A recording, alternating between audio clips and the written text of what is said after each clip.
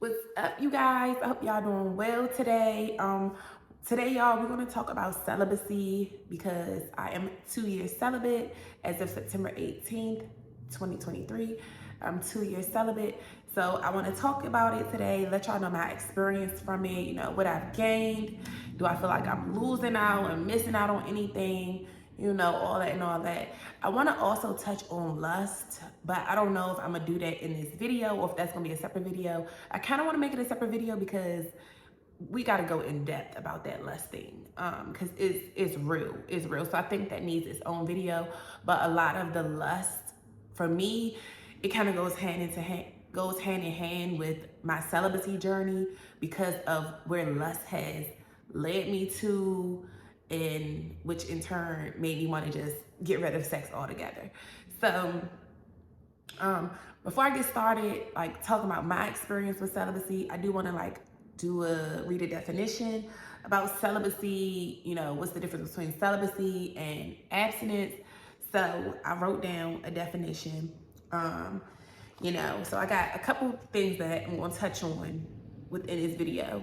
So for celibacy, it says celibacy is the state of abstaining from marriage and sexual relations.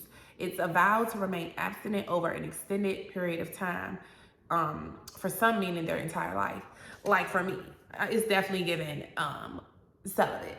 But then let's see what it says about abstinence. So it says abstinence is the practice of refraining from any indulgence of a particular appetite, impulse, or desire. The practice of refraining from all type of intimate genital contact. It is typically limited to a specific period, such as until marriage. So pretty much if you're waiting for a significant other, if you're waiting for your husband, your kingdom husband, your kingdom wife, your kingdom spouse, if you are waiting for marriage to have sex, then you're abstinent. Like if you're just abstaining from it until marriage, you're abstinent.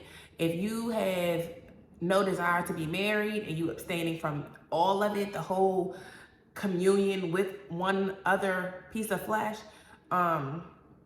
then you're celibate. You're abstaining from the whole act of it, which is the marriage and the sexual part of it, the sexual relations. So it's a vow to God that you are committing to Him instead of another human. And for me, that's why I know I'm celibate, and I didn't know, this distinction like this, beforehand. But after reading this, I'm like, wow, so I really am celibate. And around my birthday, like on September 18th, actually, I posted a post that said, celibacy is so easy when you realize these men don't even deserve to touch you. And to see that so many people, I got so much feedback in that on that community post, and to see that there's men and women that's just both like they're over sex, or at least some for a period of time because they're waiting for their partner, so they are the abstinent ones. Whereas other of us, we're like, you don't deserve, I don't feel like the opposite sex, or the same sex or whoever, I don't even feel like you deserve that part of my body to be intimate with me like that. And to see that so many, men also feel like that, and to see that they've abstained from sex, they going strong with it. I really admire that, and I love that for them because truthfully, a lot of our men don't know their worth. A lot of these men, especially our men as Black men, they don't know their worth. They don't know their value. And the same for us as Black women. We don't know our value. We don't know our worth. We only determine our worth by the vanity of us, by what we have to give, which is primarily our body. We don't really understand the temple, the sanctification of our body, that it is holy. It is to not be experienced by this one, that one, and that one, and that one. And I too didn't understand the true greatness of my body. I didn't truly understand my worth. I had low self-esteem, to a degree. So me being on this celibacy journey for 2 years, it has really brought me closer to God. Like every time that I realized that was the key, I truly believe, to getting this closeness with God, because me and God is like this. Like I didn't even understand the intimacy with Him. Like I took out intimacy with humans, and I've replaced that with intimacy, or intimate relationship with the Lord. And it's like, it's so rewarding for me, because not only do I just feel covered and feel a different kind of closeness and know that I'm truly covered by him, and that the fact that I can have a communication with a spirit like that is just, it's just beyond me. And it's beautiful, because through this journey, through me, being celibate, I've found my purpose. I've been able to get to know myself. I've increased my value, like my self-worth. Anybody can't get access to me. I mean, it's always kind of a little bit been like that. Like, I'm not a easily accessible person. I don't hang around just anybody, whether it's male or female. I'm not just eager for friends and eager for, companions just to be around me, just as space fillers, because I am good by myself. I'm a lone wolf. I like to just really chill by myself, because when I'm by myself in isolation, that's when God do his big one with me all the time. And when I first started going these periods without sex, it was like in 2018 was when I went the longest. And at first that was 4 months. I went 4 months. It's like after every relationship, because after relationships, I do self-reflection, because I just be like, most times I don't even want to look at another man like that. So I just be at a period where I'm just to myself. And during that time in 2018, I took, once I left my first baby dad, 4 months, I didn't have sex. Like, I was just chilling to myself, working on me, trying to get myself together. I had moved back to my mom's house. So, I'm focused on trying to get me right so I can get back to, being completely, dependent on, and completely independent to take care of me and my child, without living at my mom's house, without relying on my baby daddy to live in his house and all of that. So I was focused on me. And during that time is when I, had a spiritual awakening. And it's been said that after you leave relationships with narcissists, that you have a spiritual awakening. If you're doing like self-reflection, if you realize that there's something off about the dynamic, and if you just get in tune with yourself. So that's what that first 4 months, when I first did it, it was that part. But of course, I ended up getting back into the dating game. And then after that, in 2019, I went on another long period of not having sex. So it was like 8 months that time. And I'm realizing it's around the same time. It's always around this time of year when I start dating again. I ain't doing it now, and I didn't do it last year, but 2018, that's when I started dating again and started having sex again. And then 2019, same thing. That's when I started. It's like I be chilling during the summer, but during the winter, I end up getting with somebody. And it just be a mess. And after those messes, it make me just do some reflection, like, okay, girl, no. So for me, getting into this last relationship with my second baby dad, this was the true eye opener for me. As I told y'all in that video that I recently did, about dealing with a covert narcissist, sociopath or psychopath. He's a psychopath for sure. He's not socio. I definitely believe he's psycho. It made me realize a lot just, during the duration of the relationship. I just felt like, you don't deserve my body, and he would even start to tell me like, that you don't know your worth. And the reason why he say that is because he know who he really is, that darkness that's within him. He know that I don't know my worth. And he also, because I dealt with him, and he also know that off of what I have told him about my experience with the guy before him, and other guys that I have dealt with, it made him realize, like, you don't know your worth. People judge us, men judge us, we judge them. People judge. People say, oh, you shouldn't judge. No, we're humans, we judge. That's what we do. Men will judge us. They judge you by your body count. They judge you by what you do to them on the first date. If you get with a man, you give your body and you give him oral and you do all of these wild things with him on the first night, he thinking, dang, you for everybody. You do this for everybody, because why am I so special that you did this to me? Especially when they know that they didn't do much for you to even give them such precious gems of you. Like, now that I know my worth, I know that, wow, like, this is my temple. This is my temple. It is precious.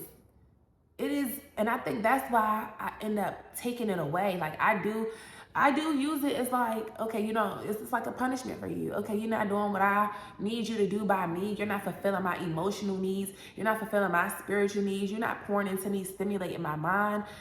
It it made me realize that I just had a lot of lust. I didn't operate really off of, really being in love with this guy, or a lot of them. Like, I was that type of girl who can have sex with you and I can ditch you. Like, I don't have no feelings attached to you. Most women, they feelings get involved when they have sex with a person, because you're connecting as one.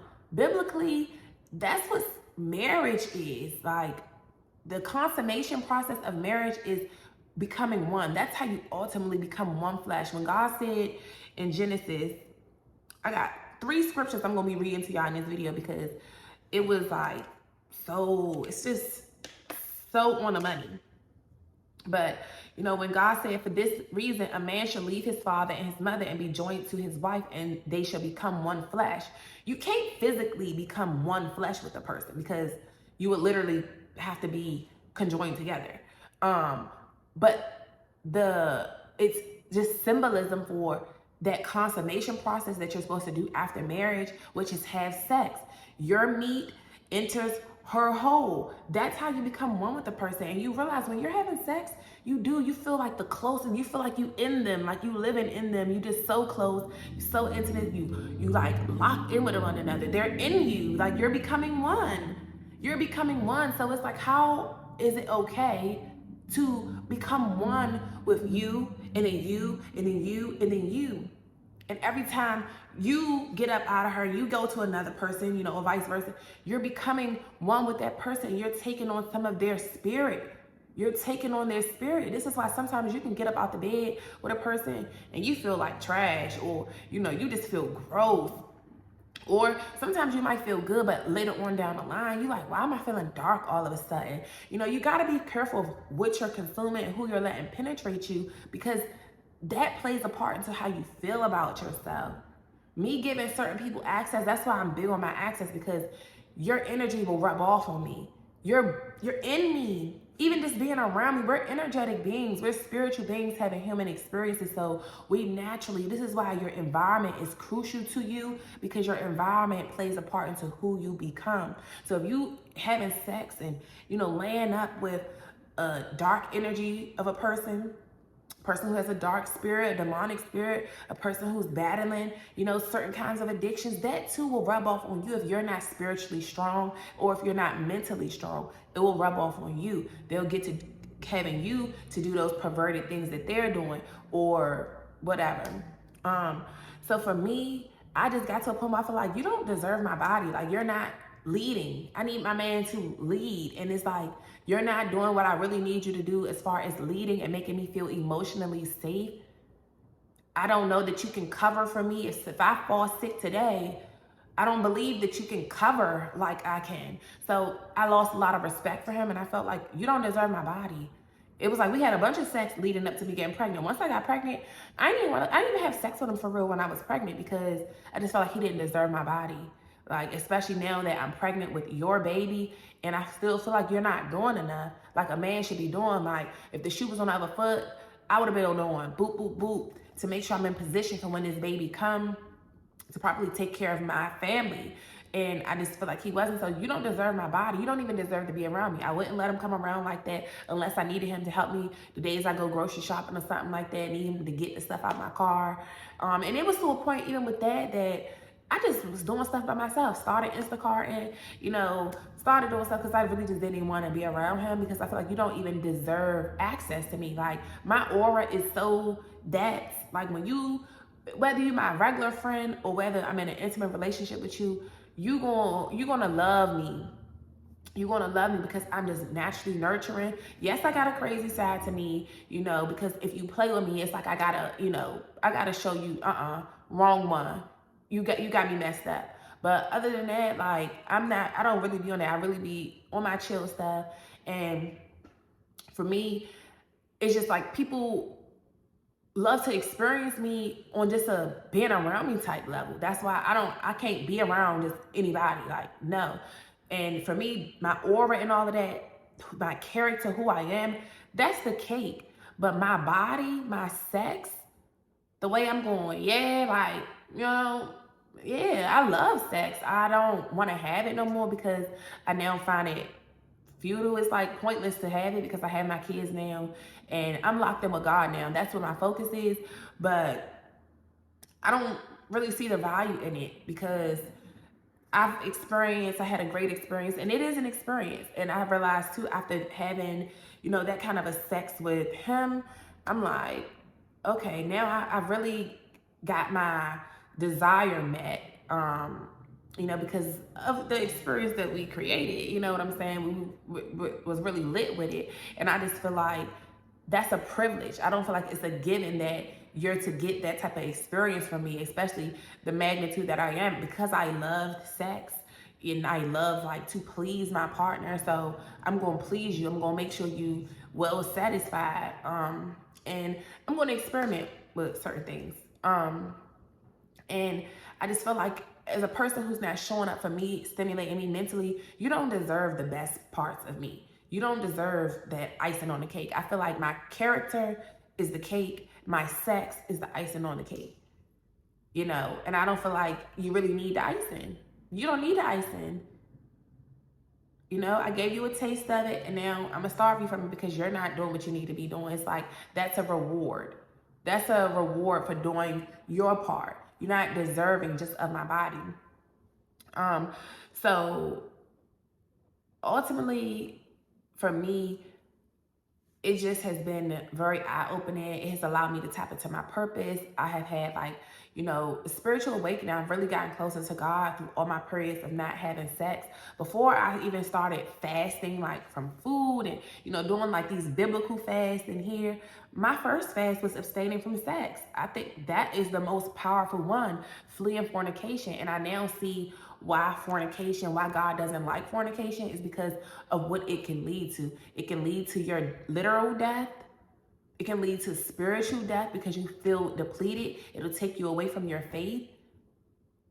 It'll make you feel worthless. If you're giving your body to someone who keeps treating you like trash, you're like, dang, what am I good for? Because you're treating me like trash, yet I keep giving you my body, and it's like that's meaning nothing to you. It's not meaning anything. And that's why for a lot of women, a lot of these young girls, this is why they start feeling invalued and they started feeling low and they carry a low self-esteem because they keep trying to use their body as a way to keep a man. And when they realize this stuff isn't working, then you go have a baby with them and you realize this stuff isn't working, then you're feeling bad about yourself. You're hurt in the end. And this is why I say why God doesn't like fornication, because it, for one, is duplicating spirits, unclean spirits connecting with one another, and then it's being residue left on you. Just like in a literal sense of when you get back BV, bacterial vaginosis, ultimately that's because your partner is having sex with another woman. Because if you're getting constant BV, if you're having constant any coochie issues constantly, you need to check in with your partner, period. You need to check in with your partner because that's not normal. And I know it because I've had a lot of sex. I've been there. I've had these experiences. So for me, I noticed when I dealt with this guy, I constantly was getting BV. And it's because he was a thought pocket. You was doing other stuff. But when I was with my baby daddies, both of them, I never had those issues when I was just monogamous with my one person and they're not doing that. That's how I know when you cheating, because all of a sudden my coochie get inflamed and my coochie get the itching and stuff, and it shouldn't be doing it because it don't do that on a regular, especially not having sex. Now that I don't have sex, I don't have coochie issues. Of course I still have your normal vaginal discharge or whatnot, but it's different. The smell, when it's something off because it don't smell proper and it don't look proper, and if you're constantly getting yeast infections and all of that. Too, that stuff can come from the type of panties you wear. Like, I only vibe by cotton panties now, because when you wearing them lace and all of that stuff, it can mess you up. Because of the fabric. Your coochie ain't made for all that. But, everybody is different in the sense of, I guess, what panties you can wear. But from my experience, cotton is best. That's the only kind of panty I wear. But it really can go deep. And when they are having sex with another woman, We all carry bacteria, good bacteria and bad bacteria. And it's when you get when your pH gets imbalanced and you carry in more bad bacteria than good bacteria, that's what would throw you off down there. So if a man is over here having sex with you, and then that same day or next day, he come over having sex with me, in his tip of his meat, at the tip, he's still carrying that girl, that fluid from that girl. Her bacteria is still within his tip. They hold might be very little. They hold may be very little, but it holds a lot of weight. It holds a lot of weight. And that's another thing, men, that's why I say men need to understand the value of their penis. They think they can just sling it and here and there, but you carry life. Life and death is in you. If you can't reproduce, if you can't produce your semen, if you can't do that, life wouldn't be created. You need, like, look at all the women who go get in vitro and all of these things, and they need a man's sperm. You need a sperm. Life is in you. So if you don't know your worth, if you don't know your value, and you giving life to anybody, you got to be cautious about the type of women that you're laying down with too. You can't lay down with these harlots, these Jezebels, because they too will possess a power over you, especially if you're a wicked man like Ahab, which we're going to be getting into that. I said today I'm really going to read all of the Book of Kings, both books, because I really want to talk about that, which factors into a lot of the lust and stuff. But like I said, we're going to really discuss lust in its own video. But for me, I just believe that it's purposeless to do at this point, because God created sex for a purpose, and the purpose is to reproduce. It's to reproduce. Let me read these, because my iPad about to die. So let me read these two scriptures for y'all before I finish with everything else I gotta say, before this thing die, and I don't feel like going to get my charger. So I wanted to read 1 Thessalonians to y'all right quick. Because it says, so 1 Thessalonians chapter 4. So it says, living to please God. It is God's will that you should be sanctified, that you should avoid sexual immorality, that each of you should learn to control your own body in a way that is holy and honorable, not in passionate lust like the pagans who do not know God, and that in this matter no one should wrong or take advantage of a brother or sister. The Lord will punish all those who commit such sins, as we told you and warned you before. For God did not call us to be impure, but to live a holy life. Therefore, anyone who rejects this instruction does not reject a human being, but God, the very God who gives you his Holy Spirit. And that's how I feel now. Like, so reading this was really like, wow, like I really do, because I feel empowered. I feel in control back over myself, because for one, now I know my worth. I know that you don't, like, it's a privilege to have that type of access to me, and I don't want to even give that. I feel back empowered because I've now taken my power back through keeping my body to myself. I don't feel like it's this person deserves it, that person deserves it. Like, I don't believe that people deserve me.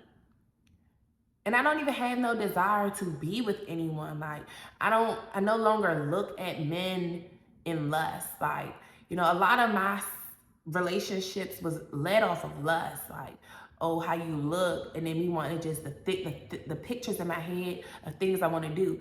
And that's one thing with my second BD, like, it was lust. It was nothing but lust. I cannot say that I was genuinely in love with him.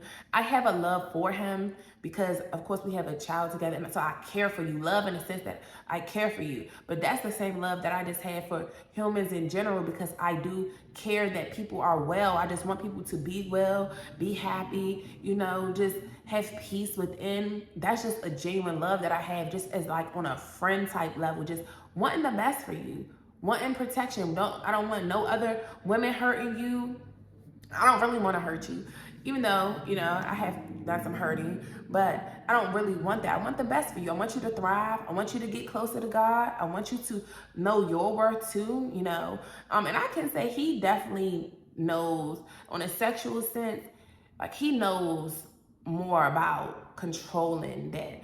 Though I do feel like he be into flicks and stuff like that. And me, I don't watch flicks. Y'all know the P word on. I don't watch that. I have watched it before, like, but it was really when I was young and I saw my mom in them tape. Not her actually in the tape, but their tape. Her and my stepdad had the tape. And I was supposed to be going to do the workout video. My mom was, she used to make me work out and stuff. And I saw that in there, and I just started watching it. But overall, I don't watch that. And I don't masturbate. I find no pleasure in masturbating. Like, I've tried it once, and I've even bought a dildo once. But that dildo I had ordered, it was so big. It was like this thick. Like, it was super thick, and it was like this long. And I'm like, what am I going to do with this? I had ordered off of Amazon when I was in college, and I was like, what am I going to do with this? Like, just being curious, just exploring. But I realized I like raw. Like, I like skin to skin. I like raw meat. Raw meat. I like the actual experience of being with the person. So me, I never really masturbated. I tried one time, but it just feels weird touching my own self. Like, it's not the same pleasure as somebody else, as those nice man hands touching me and feeling on me. Like, me rubbing myself and stuff, it don't feel like nothing. Like, I don't feel it. Like, even caressing my thighs, I don't feel nothing. It feels like nothing. But when a man touching my thighs, it feels different. It's like, it just feels different. So me, I don't masturbate, never masturbated. It don't do nothing for me. I never tried the rose toy that all the girls are into. Me personally, I feel like if I want to get the experience, I would rather just call up a man to come do it for me. Like, come do it. Especially like my second BD, he's really intimate, and he knows how to please a woman very, very well. And I think too, because we've had that intimacy, we were so very intimate in the relationship with our sex life. It was like, I had a great experience. So now I feel like at this point, if I was to engage in sex, you like with another person, you kind of gotta top that, because I've had that experience now, and now I don't want nothing that's just basic. But I understand too, God didn't create us to just be. It wasn't, sex is not meant for pleasure. It's meant for reproduction. But God doesn't do nothing without purpose for it, without purpose for humanity. It's not, nothing that he does is for us to have pleasure as humanity. It's not for pleasure. It's to reproduce. It's to bear children. It's to be fruitful and multiply, like he said.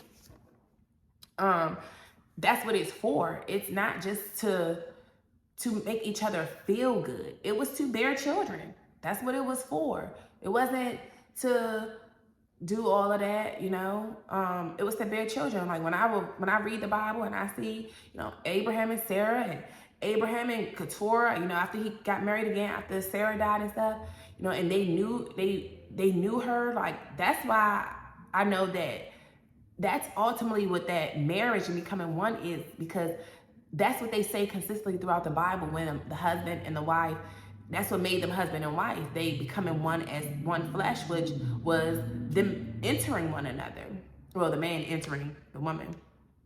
And this is why we're supposed to understand our purity, understand like who we are, understand that this is a temple, and we should not be letting anybody just defile us by wanting to use us as objects because they lusting and they just want to reenact something that they saw or dreams that they had in their head. And even with, my ex, like, he said that to me, like, you fulfill a nigga fantasies. Like, I'm like, damn, like, that's why he's crazy, like, obsessed with me, which is also why I don't want to have sex. Him and that last one, I'm like, we should have never took it there. The way we took it there, we shouldn't have took it there, because now y'all like y'all are weird. And I just believe that we shouldn't have done that, because it does. And even in my head, like, that's what I look at him as. When I think about him, it's like, I know I'm gonna have a good time with you, like, on a sexual tip, but do I see longevity with you? A lot of these guys, I never saw longevity with them, except my first BD. Like, and honestly, with him, it wasn't an experience like the others. But that's because, too, I had been perverted. I had been very lustful. You know, we're going to talk about that more in the lust video. You know, where a lot of this lustful sin comes from, you know, that I had to learn on my celibacy journey with me just healing. Like, this has brought peace and healing for me. It's brought me closer to God. It has brought healing into my life. I have now been able to reflect on my childhood, on what has led up to this point of me becoming lustful, and, you know, just seeking validation and using my body as a weapon, and, you know, only feeling real beauty because, you know, my body is, you know, what God's wanted, and that's what my closest thing is, and feeling like I owe you my body because of things that has, you know, occurred during childhood. Now I'm feeling like I owe you my body when I don't owe you my body. You know, so for me, it has got me more focused. It has got me focused into my relationship with God. It has got me focused to go within myself, to really learn myself, get to know who I am, what I like, what I don't like, what am I settling for, what am I just accepting when it really don't feed me. Like, it don't feed me on the level that I need it to feed me. It don't stimulate me. I look for mind stimulation all day, every day. So if you are a person that's around me and you just talking about weird, dumb stuff that's not beneficial to me, that doesn't teach me anything, I don't really want to talk to you, and I just don't. And that's just what it is. So I don't just look for companionship just because of that, you know, just because people want to be around you. And, you know, even when it was come to sex, like I said before, I can have sex with you and still don't want you around me all day and all of that. Like, please go about your business. Like, it was just, to me, sex was just that. But I now understand the importance of it. So with that being said, let's go ahead and read this other scripture for this thing die. So this is 1 Corinthians chapter 6. So I want to read this because this is my experience now. And it's just interesting that I read this today. This is my first time ever reading both of these scriptures. And I'm like, wow, because this is what has happened to me. You know, so let me read it for y'all.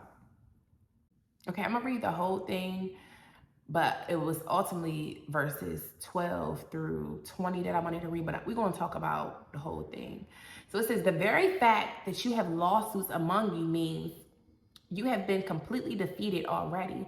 Why not rather be wronged? Why not rather be cheated? Instead, you yourselves cheat and do wrong.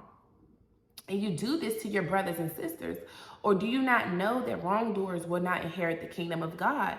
Do not be deceived. Neither the sexually immoral, nor idolaters, nor adulterers, nor men who have sex with men, nor thieves, nor the greedy, nor drunkards, nor slanderers, nor swindlers will inherit the kingdom of God. And that is what some of you were. But you were washed, you were sanctified, you were justified in the name of the Lord Jesus Christ and by the Spirit of our God. And that is true. I once too was that. I was that Jezebel, that sinner. I always tell y'all that, like, you know, dealing with men and using my body as a form of control and dominance, you know, and because I did love sex. I still like sex. I just don't find no purpose in it. Like, but I love what I do. I actually love to please my partner. You know, I love everything about a man's penis. Like, it's just soft and like, you know, I like it lengthy and girthy. Like, you know, I can just lay on it, you know, like a pillow. Let me stop. But I love it, but I just find it purposeless. And because now I just feel like it's a distraction. So let me finish reading. But I was this. I have been washed and sanctified of that. And that's what this celibacy journey is. It's getting washed and sanctified, getting purified. And the longer you go, the closer. And if you actually, you know, begin to pray during the journey, start talking to God, start building a relationship with God. That was what I did first. Just simply removing sex and talking to God. Even when I didn't even really know I was talking to God, because it was just, I talk out loud to myself. Like, I pace the floor and I just talk out loud. And I didn't know I was actually praying to God. It was a point, you know, that I actually was trying to be intentional with, like, waking up and saying a prayer, but it wasn't consistent, which is why I ended up running into that second meeting, you know, and that other guys, because it's like, all right, I'm tired of this life. Let me go back into doing this. And, you know, doing that and snatching these souls, you know. I don't want snatching no more souls, not in that sexual way. I want to save souls now, bring it into the kingdom of light, you know, release these dark spirits up off you, get you purified like I too have been purified and consecrated and sanctified, and let you tap truly into who you really are and who God called you to be. I don't want to snatch no more souls using sex no more. I promise you that. That almost led to my death. And these people be getting obsessed and stuff because, and that's all they will fixate on. They know what you did with them, and then they will hate for you to do that with the next person. So this is why, you know, a lot of women get unalived because of this. And even men, you know, you do it real good to that girl, and now she's obsessed with you. Obsessive lover disorder is real, and it goes to both sexes. This is why you got to be careful who you're giving your body to. You got to be careful who you're giving those experiences to. You got to be careful who you're giving your love and your aura to, because people will become fixated on that because they never experienced it, and you will fulfill something that they've never had. But sometimes it could be in an unhealthy way where now they want to control and dominate, and now they're possessive over you. And you can love a person and not be possessive over them, because you don't own no one. God owns us all. These are his bodies, which is why we don't tell it when to wake up. We don't tell it when to go to sleep. We don't tell it when our period can come on every month. We don't really have the ultimate control that we think we have even over our own selves, yet alone another person. Even our children, we're just vessels used to get our children here. God owns all bodies because he created humans. He did that. He did his big one when he did that. Even though, we're going to talk about that later, the perversion. It's just like sex has really been perverted, you know. And even with like oral sex, I love oral sex. I like to receive it and I like to give it. But I also understand too, you know, from how I'm feeling now about it, I do believe that that's not ultimately what God called us to do, to be slobbing each other up like that. And sex has been so perverted because it was only intentionally used to produce children. Anything out of God's order and out of his command and out of his law and what he ordained something to be, that is perverting it. It's no way, you can't produce nothing through a blowjob, or what they call it, fellatio, or cunnilingus, or whatever for when a man is eating a woman, like cunnilingus, or I think that's what it's called. It don't produce no physical fruit that's conducive to the earth. It don't produce nothing. God called sex, like penetration, for us to bear more children, to help till the ground, to help make his earth more beautiful. It takes all of us out here. This is why I'm pro-life and I don't believe in abortion and stuff like that. And that's another thing. Having these fornications and just giving your body up to any and everybody, it produces unwanted children, unwanted feelings. It produces a lot of toxicity out in the world. It produces these STDs and stuff. So it's a lot of cons to fornication, which is why God did not want us to do it. The purpose was to have children so we can help build this world up. We can have more of us out here to plant in the gardens, to build the garden up, to pick the fruit, to separate on the threshing floor the grain like they was doing in Ruth. Like, it was to work and till the ground so we can eat and live and be peaceful out here, not just for sexual pleasure, everything to be perverted. And we're gonna really talk about that in the lust video, because reason why I believe lust is like the biggest, most abominable sin for real. All of them are bad, but lust has really destroyed many lives. And I'm gonna talk about why. And I actually, you know, have talked about it before in other videos. But we're gonna really get into it with that lust thing, because lust is the driving force of why so many of us have no daddies, why many people are mentally ill. It's the lust. People that's just coming together to have sex, have a pleasurable time, but have no interest in building with one another, having no longevity with one another, you know, using it to hurt other people. Like I said, we're going to discuss that in that video, but let me read this last scripture here about sexual immorality and everything before this iPad died. So it says, I have the right to do anything You say, but not everything is beneficial. I have the right to do anything, but I will not be mastered by anything. You say, food for the stomach and the stomach for food, and God will destroy them both. The body, however, is not meant for sexual immorality, but for the Lord, and the Lord of the body. By his power, God raised the Lord from the dead, and he also will raise us, like he is doing me. And when you get into this realm, when you get this closeness with God, he really is raising you up. We really his children. We're really his children for real. It's so crazy because my journey of being in isolation, going on this spiritual journey, he's been healing me, he's been changing me. Yes, I still got my flaws. Yes, because I'm never gonna be perfect. Yes, I still battle certain things like my cussing. I'm really trying to work on that. I'm trying to really work on that. It's just that is the most hardest thing. I think that's been harder than the sex. But he's still raising me up. He's still raising me up. He's pruning me. He's taking away the bad things and replacing them with better things. But it says, by his power, God raises the Lord from the dead. He will raise us also. Do you not know that your bodies are members of Christ himself? Shall I then take the members of Christ and unite them with a prostitute?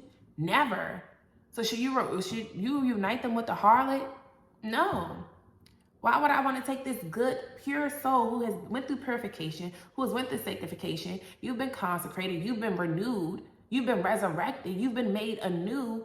Why would I now want to take this renewed body and defile it with one who is still suffering from so many demonic entities within them, these demonic spirits, and now mix it back with you, and now those demonic spirits jumping back on you? This is why you got to be careful who you lay down with, who you allow to enter to you, because you will be affected by it. So it says, do you not know that he who unites himself with a prostitute is one with her in body? You're one with her in body, for it is said the two will become one flesh. But whoever is united with the Lord is one with him in spirit. Flee from sexual immorality. All other sins a person commits are outside the body, but whoever sins sexually sins against their own body. Do you not know that your bodies are temples of the Holy Spirit who is in you, who you have received from God? You are not your own. You are bought at a price. Therefore, honor God with your bodies. Wow, I didn't even read that last line, but that's what I just said. You are not your own. You were bought at a price. Therefore, honor God with your bodies. And this has been my experience, because now, God owns me. I don't own myself. I don't control myself. As I've been telling y'all on this spiritual journey, I'm not in control of my own life anymore. God is leading this. God sent me into the wilderness for this very reason. Even though I stopped having sex before I even left. I've been stopped having sex before I even left Maryland and came away on my spiritual journey. But now I've let up control over everything. I no longer, control my finances. I no longer control where I'm living at. I no longer control any of that. This is completely God has taken over my life. He owns me. He been owning me, but I've been trying to fight against it, like a lot of us do when we're still in these, sinful states of mind, where we believe that my body, my choice. I can do what I want. I'm powerful. It's because there's a lot of narcissism running rampant.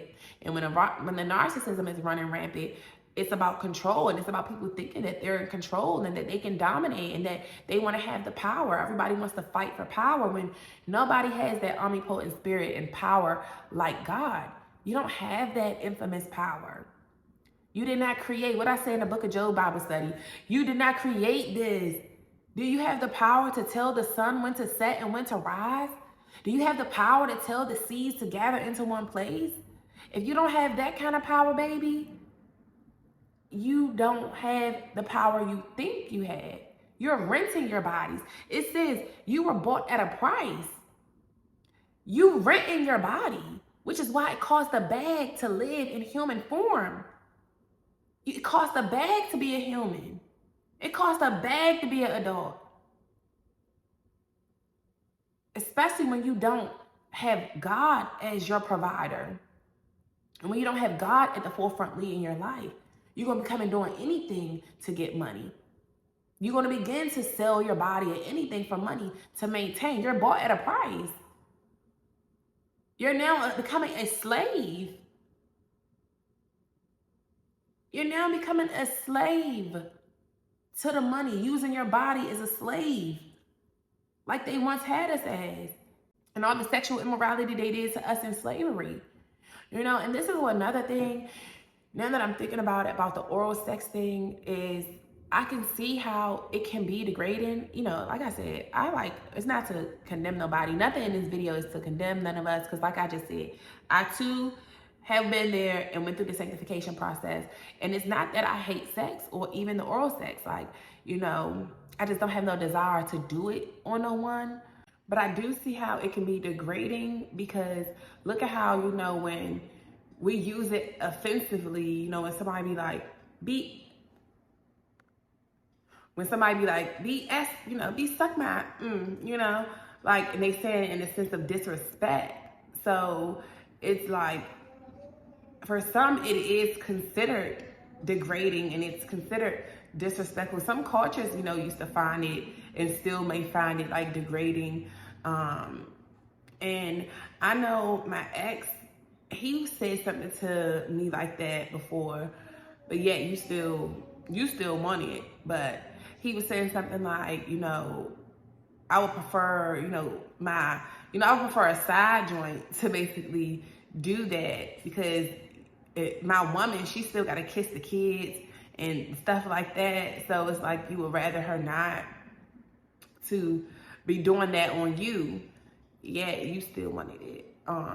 But I can see what they saying of it, and because people use it in like a derogatory meaning when they're trying to be offensive to someone, and you know, as a sense of punishment, people are forced, like slaves were forced to do those acts as a form of discipline and a form of power, and feeling like you're, dominating someone as a form of control. You made them do that. And even in like prisons, they'll do that. They'll do these type of acts to them to defile them.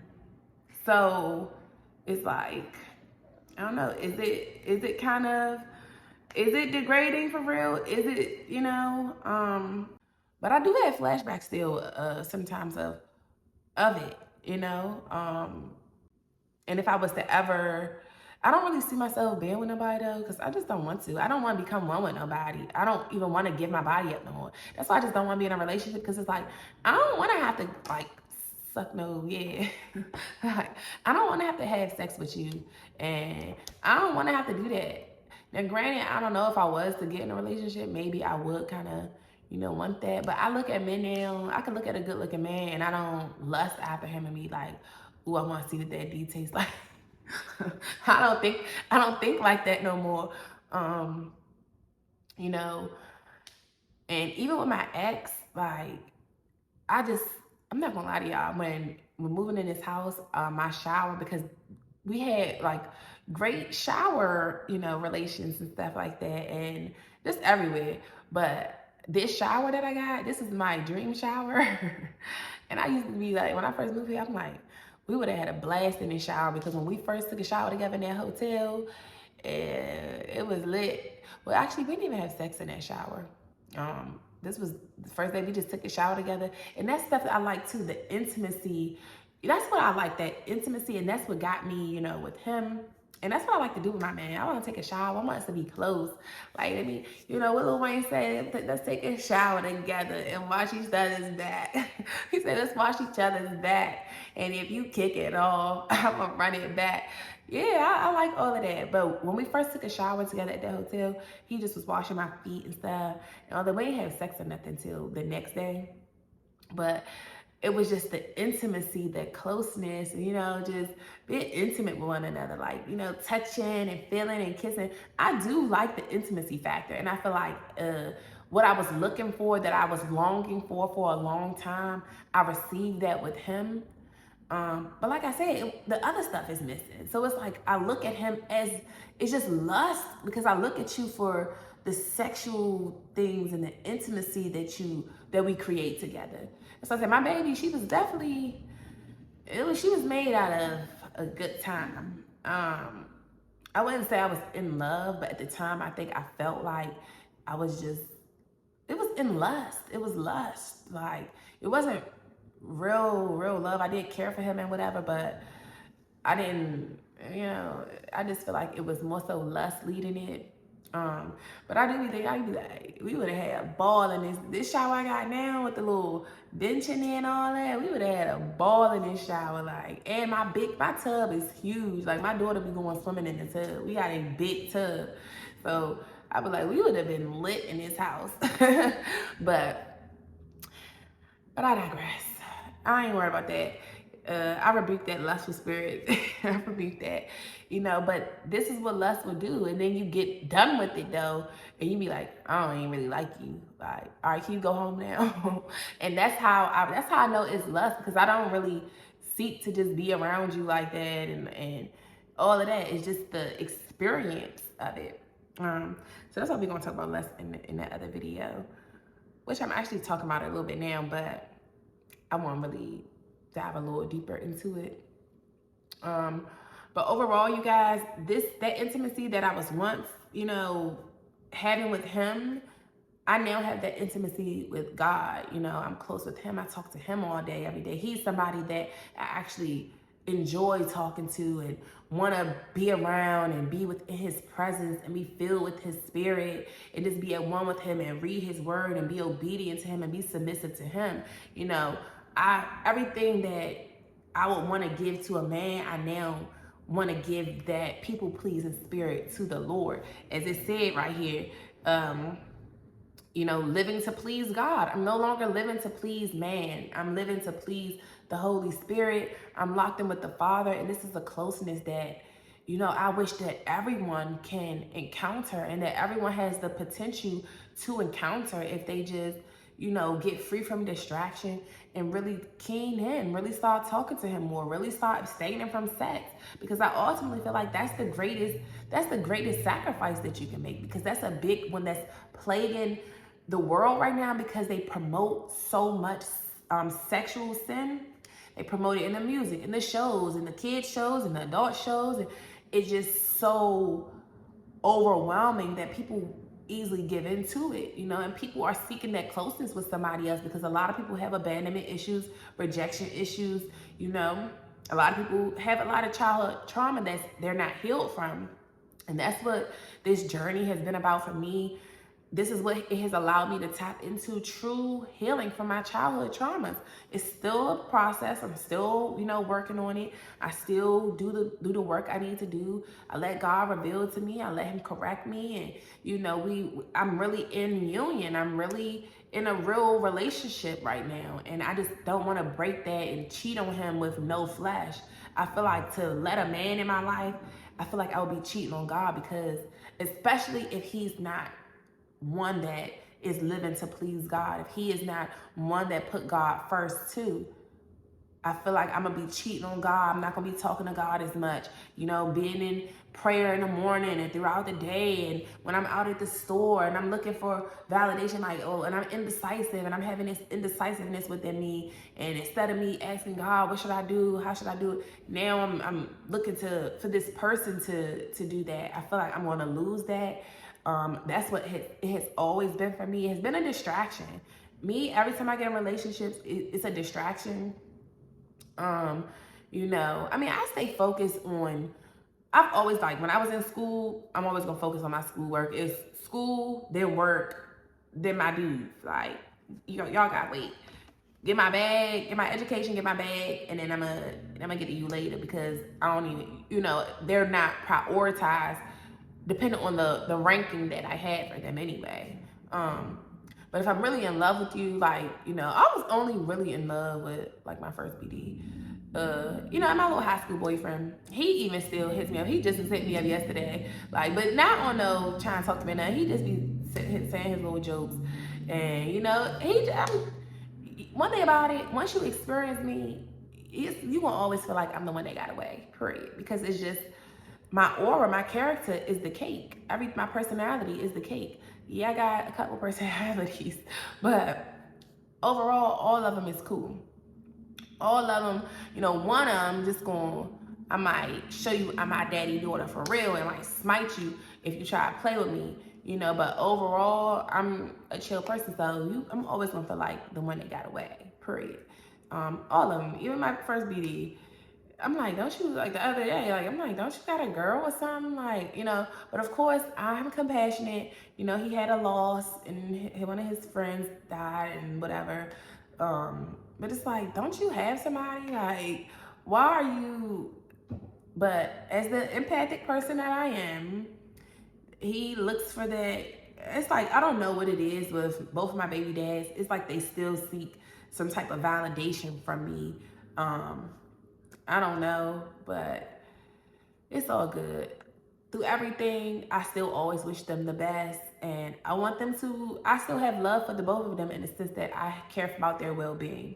I care about y'all well-being. I want y'all to live fruitful, peaceful lives. And I want y'all to genuinely be happy and heal from all y'all childhood traumas too.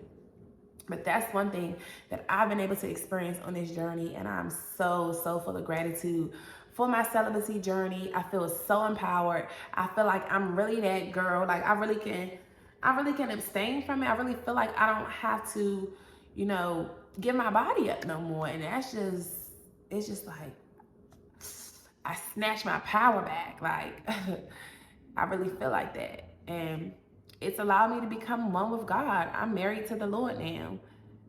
Like he said, the body, however, is not meant for sexual immorality, but for the Lord, and the Lord for the body. Like food is for your body, and your food is for your stomach, and stomach is for your food. Like it said, your body is for the Lord, and the Lord is for your body. You want to become one with Him. You want to become one with Him and know Him, get closer to Him. You don't want to be letting these fleshly made people, these Jezebels, these Ahabs, these demonic spirits, you don't want to be becoming one with them. You want to flee from that. You want to get delivered from that and replace those unclean spirits with the Holy Spirit, because it is much more peaceful. Your soul just get to be at peace and rest easy. You get to just sleep peacefully at night. You don't have nightmares. Life is good on a physical level, a spiritual level, in the inside of you. It's becoming one with who you are in the inside. Getting to really know you, getting to really love you, and making peace within the inside. Finding validation from you and the Lord only, not from outside external forces.